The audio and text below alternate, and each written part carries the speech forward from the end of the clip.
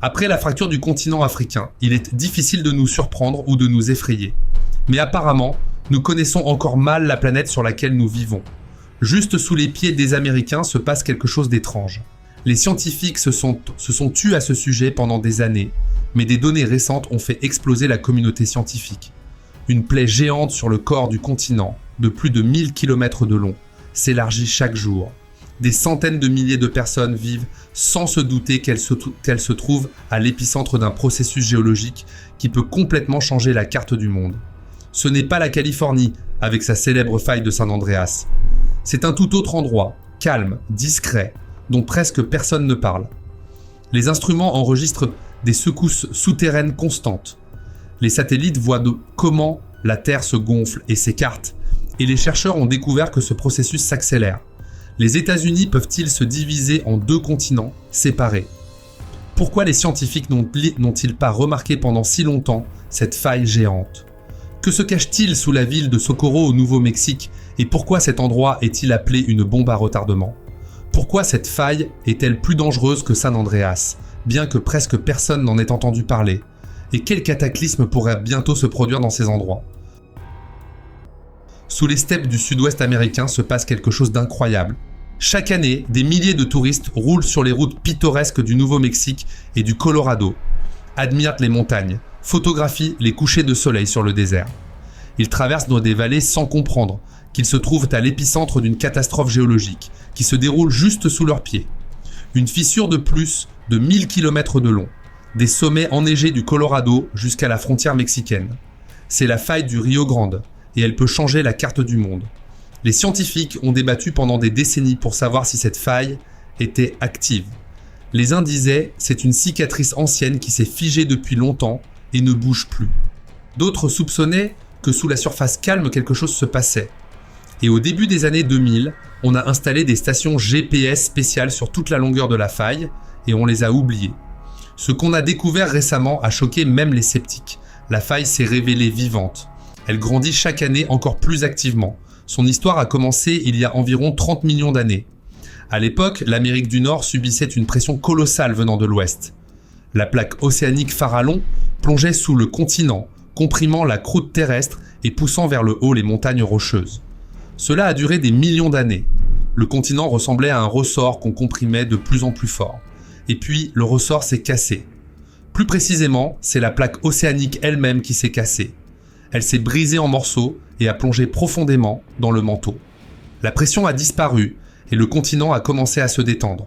Seulement il ne le faisait pas en douceur, mais en se déchirant le long de la ligne de moindre résistance. L'endroit où la faille s'est formée n'a pas été choisi au hasard. La croûte terrestre y était plus mince et plus chaude que dans les régions voisines. Et en dessous, profondément dans les entrailles, montait une gigantesque colonne de manteau en fusion. Ce magma ascendant réchauffait les roches au-dessus, les rendait molles et malléables. Et quand le continent a commencé à s'étirer, c'est précisément ici que s'est formée la fissure. D'abord sont apparues de petites failles, des fissures parallèles dans la croûte terrestre. Entre elles, des blocs de roches ont commencé à s'effondrer vers le bas, formant de longues dépressions étroites. Les géologues les appellent des Graben. En allemand, cela signifie fossé. Et effectivement, si on regarde les vallées le long de la faille d'en haut, elles ressemblent à des tranchées géantes creusées dans le corps du continent. Vallée de San Luis, bassin d'Albuquerque, dépression d'Espagnola. Aujourd'hui, ces endroits semblent calmes et sereins. Mais il y a 20 millions d'années, c'était l'enfer. De la lave jaillissaient des fissures de la croûte terrestre, et puis l'activité s'est calmée. Il semblait que la faille s'était apaisée et avait cessé de croître. Les scientifiques ont poussé un soupir de soulagement. Le processus est terminé, pensait-il. Le continent ne se fissure plus. Mais il se trompait. Il y a quelque temps, la faille s'est réveillée à nouveau, et c'est là que commence le plus intéressant. Dans la petite ville de Socorro, située presque exactement au centre de la faille, se passe quelque chose d'étrange. Des tremblements de terre. Des secousses mineures constantes qui sont enregistrées par les sismographes chaque jour. La terre se soulève lentement, se gonfle littéralement, comme si quelque chose la poussait par en dessous. Les scientifiques n'arrivaient pas à comprendre pendant longtemps ce qui se passait, jusqu'à ce qu'ils éclairent la Terre avec des ondes sismiques, une sorte d'échographie, et ont vu ce qu'ils n'ont pas cru tout de suite. Sous Socorro, à une profondeur de 19 km, se trouve un lac géant de magma, de la roche en fusion de la taille d'une ville entière. La température y dépasse 1000 degrés et ce lac grandit. Chaque année, de plus en plus de magma y afflue des profondeurs du manteau. Les habitants locaux se sont déjà habitués aux tremblements de terre constants. Pour eux, c'est la norme. Mais peu de gens comprennent qu'ils ont une bombe à retardement sous leurs pieds. Et maintenant, imaginez ce qui se passera si ce lac de magma perce à la surface. L'éruption détruira tout dans un rayon de centaines de kilomètres. La cendre couvrira la moitié des États-Unis. La température chutera de plusieurs degrés sur toute la planète. En 2012, l'Institut de recherche sur les sciences de l'environnement a publié des données qui ont forcé à revoir toutes les estimations. Il s'est avéré que la faille du Rio Grande est beaucoup plus large qu'on ne le pensait. Elle ne se termine pas au pied des montagnes rocheuses. Elle s'étend plus loin vers l'est, passant sous les grandes plaines. La fissure transperce le continent comme une lance. Cette découverte a tout changé. Si la faille est si énorme, cela signifie que l'énergie accumulée est colossale. Cela signifie que la probabilité d'un grand tremblement de terre est beaucoup plus élevée qu'on ne le pensait auparavant. Et effectivement, ces dernières années, l'activité sismique dans la région augmente. 2011, série de secousses dans le Colorado central. 2014, tremblement de terre de magnitude 5,3 près de la frontière avec le Nouveau-Mexique. 2016, nouvelle secousse dans la région de Socorro. Chaque événement individuel semble insignifiant, mais si on les rassemble, un tableau inquiétant se dessine. La faille se manifeste aussi sous forme de tremblements de terre. Les scientifiques ont installé 25 stations de surveillance GPS le long de toute la faille. Ces stations fonctionnent 24 heures sur 24, enregistrant le moindre mouvement de la croûte terrestre. La précision des mesures est étonnante. Elles voient un déplacement de fractions de millimètres et les données montrent que le mouvement est inégal. À certains endroits, les plaques s'écartent plus rapidement, à d'autres plus lentement. Cela crée une tension dans la croûte terrestre. L'étirement inégal accumule une tension qui tôt ou tard se libérera par un puissant tremblement de terre. Et plus il tarde à se produire, plus le choc sera fort. Mais la faille du Rio Grande n'est pas dangereuse seulement à cause des tremblements de terre. Tout le long de sa longueur sont dispersés des champs volcaniques. Certains d'entre eux semblent morts, mais sous la surface, le magma coule toujours. Prenons au moins le plateau de Taos. De loin, il semble être une plaine ordinaire, mais approchez-vous du bord et vous verrez un canyon profond de 180 mètres. La rivière Rio Grande s'est frayé un chemin à travers des couches de lave solidifiées. Les parois du canyon sont un gâteau en couches de coulées basaltiques. Chaque couche est une éruption distincte. Et il y a des dizaines de telles couches. Et maintenant, le plus effrayant. Les Indiens pueblos locaux, qui vivent ici depuis 1000 ans, transmettent de génération en génération des légendes sur comment cette terre brûlait, comment le feu jaillissait des fissures et le ciel devenait rouge de l'embrasement. Les conquistadors espagnols arrivés ici en 1540 ont également enregistré des récits d'éruptions volcaniques. De nombreux experts ont longtemps considéré cela comme des mythes, mais quand on a effectué une analyse au radiocarbone, il s'est avéré que les ancêtres des Indiens modernes l'avaient vraiment vu. Ils ont été témoins de la façon dont le continent se déchirait. Et il n'y a aucune garantie que cela ne se reproduira pas. Le champ volcanique de Jemez, une bande étroite de volcans actifs s'étendant du centre de l'Arizona au nord-est du Mexique. Ces dernières centaines d'années, toutes les éruptions dans la région se sont produites précisément ici. Les géologues ont étudié la lave de ces volcans et ont découvert quelque chose d'inquiétant. C'est du basalte, le même type de roche qui est éjecté des dorsales médio-océaniques. C'est-à-dire que la faille du Rio Grande se comporte déjà non pas comme une fissure continentale, mais comme le début d'une dorsale océanique. C'est une observation critique parce que les failles continentales peuvent se figer et cesser de croître, mais les dorsales océaniques ne s'arrêtent jamais.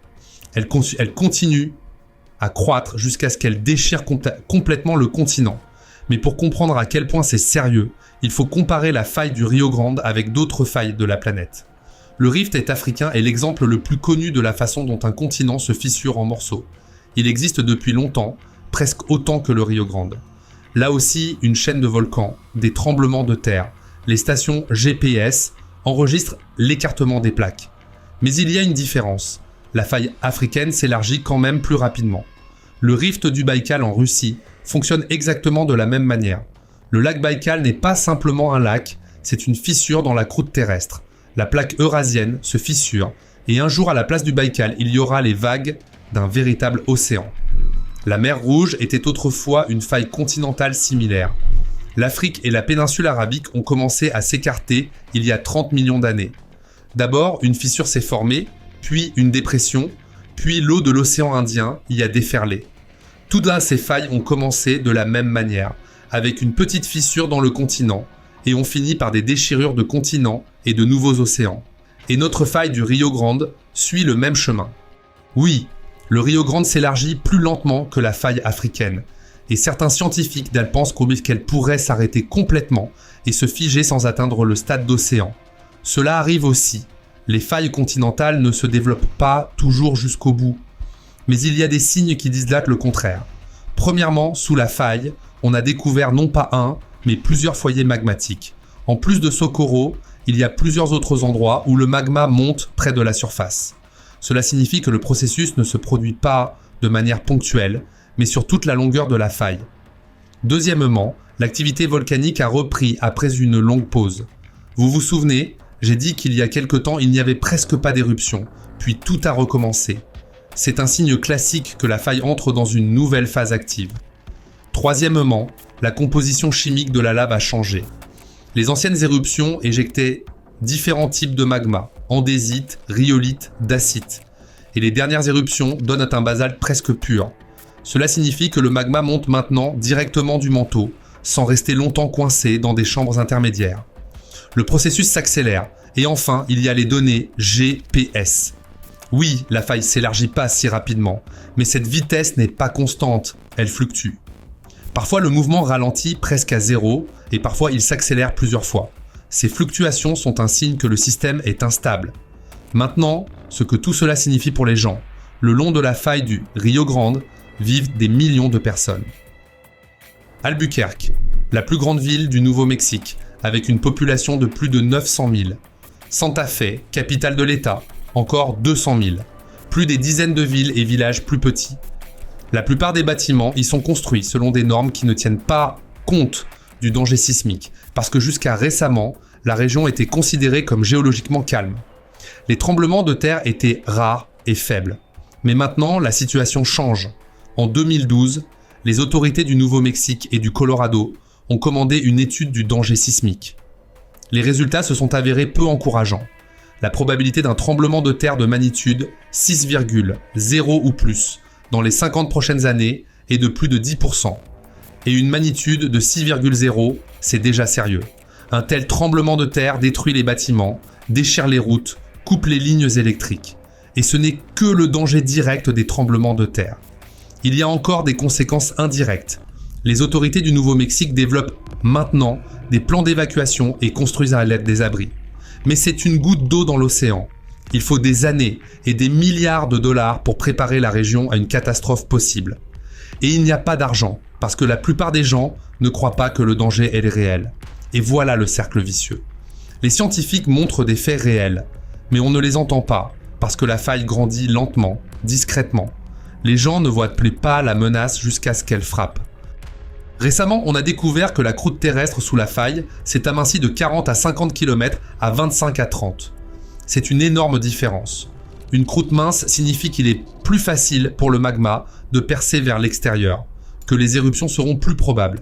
Et encore une découverte, sous la faille coule toute une rivière de magma. Pas un lac, comme sous Socorro, mais justement un courant.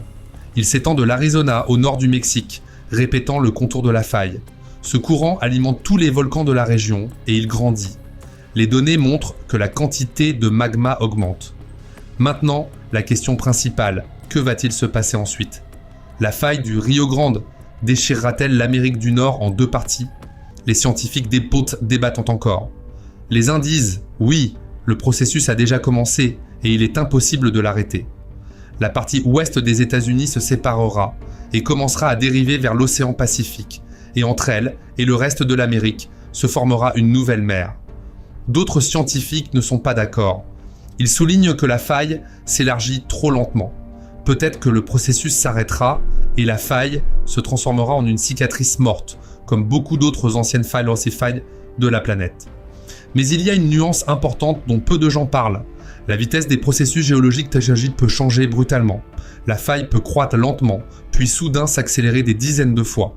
C'est exactement ce qui s'est passé en Afrique de l'Est. Là, la faille dormait pendant des millions d'années. Puis, en 2005, en quelques jours, s'est formée une fissure de 56 km de long. Et pour finir, même si la faille du Rio Grande ne déchire pas le continent, elle continuera quand même à grandir. Les tremblements de terre s'intensifieront, les volcans entreront en éruption, les villes souffriront de catastrophes naturelles. Oui, ce n'est pas la fin du monde, c'est simplement la vie de la planète. Les continents naissent et meurent, les océans s'ouvrent et se ferment, la Terre change constamment son visage, et la faille du Rio Grande est simplement une partie de ce processus. C'est tout. Si c'était intéressant, likez et abonnez-vous à notre chaîne. Cela aidera beaucoup au développement du projet.